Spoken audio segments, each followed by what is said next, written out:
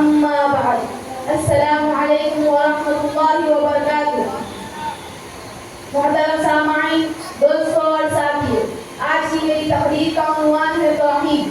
سامعین محترم، توحید کا عنوان بے انتہا اہم ہے۔ توحید اسلام کا بنیادی عقیدہ ہے۔ اسلام کا دار و مدار توحید پر ہے۔ تمام انبیاء کی دعوت و تبلیغ و تعلیمات کا لب لباب اور خلاصہ توحید و بندگی پر رہا ہے۔ ہر نبی کی پہلی دعوت و پکار توحید سے متعلق رہی ہے۔ تمام آسمانی کتابوں اور صحیفوں میں توحید ہی کا درج دیا گیا ہے۔ قرآن مجید کا جس مضمون کو سب سے زیادہ بیان کیا گیا ہے وہ توحید ہی کا مضمون ہے، اور سب سے زیادہ جس عقیدے پر زور دیا گیا ہے وہ عقیدہ توحید ہے۔ جس طرح ایک مشفق اور حنیف ماں اپنے بچے کو بار بار سمجھاتی ہے، درد بھرے انداز سے نصیحت کرتی ہے، ایک ایک بات کو بار بار کہتی ہے، اور اولاد اگر سرکش و نافرمان نکل جائے تب بھی ماں اپنی مادرانہ محبت و شفقت کی وجہ سے نصیحتوں کا سلسلہ جاری رکھتی ہے۔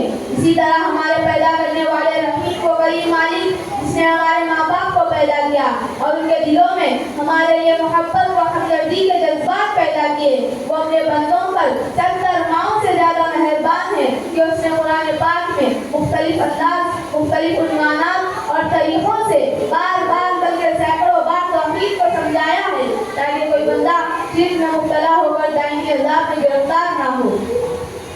ایک مرتبہ رسول اللہ صلی اللہ علیہ وسلم نے حضرت معاذ بن جبل سے پوچھے، اے معاذ، کیا تم جانتے ہو اللہ کا حق بندوں پر کیا ہے اور بندوں کا حق اللہ پر کیا ہے؟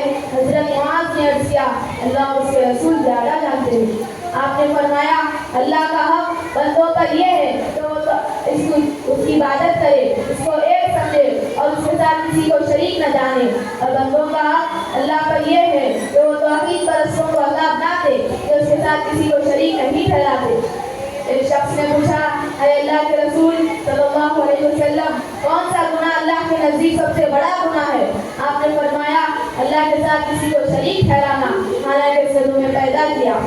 محترم بزرگوں، اللہ تبارک و تعالیٰ سورۃ طٰہٰ میں اپنے بندوں سے ارشاد فرماتا ہے، میں اللہ ہوں، میرے سوا کوئی معبود ہونے کے لائق نہیں، بس تم میری ہی عبادت کیا کرو اور میری ہی یاد کے لیے نماز پڑھا کرو۔ اللہ بڑے سے بڑے گناہ کو معاف کر سکتا ہے، لیکن شرک اتنا بڑا گناہ اور جرم عظیم ہے کہ شرک کرنے والے کی کوئی بخشش کی صورت ہی نہیں۔ بے شک اللہ تعالیٰ نہیں بخشتا اپنے ساتھ شرک کرنے والے کو، اور اس کے علاوہ جس گناہ کو چاہے بخش دیتا ہے۔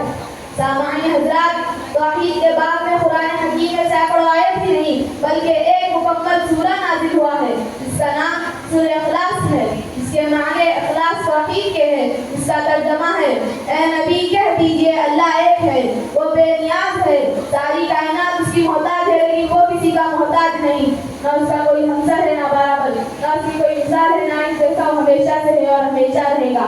اس پر اپنی تقریر ختم کرتا ہوں۔ اللہ تعالیٰ سے دعا ہے کہ انہوں نے توحید پرست بنائے اور شرک سے ہم سب کی حفاظت فرمائے، آمین۔ سنو، توحید ہی اس دین حق کی شرط اول ہے، اس میں ہو اگر کمی تو سب کچھ نامکمل ہے۔ وما علینا الا البلاغ۔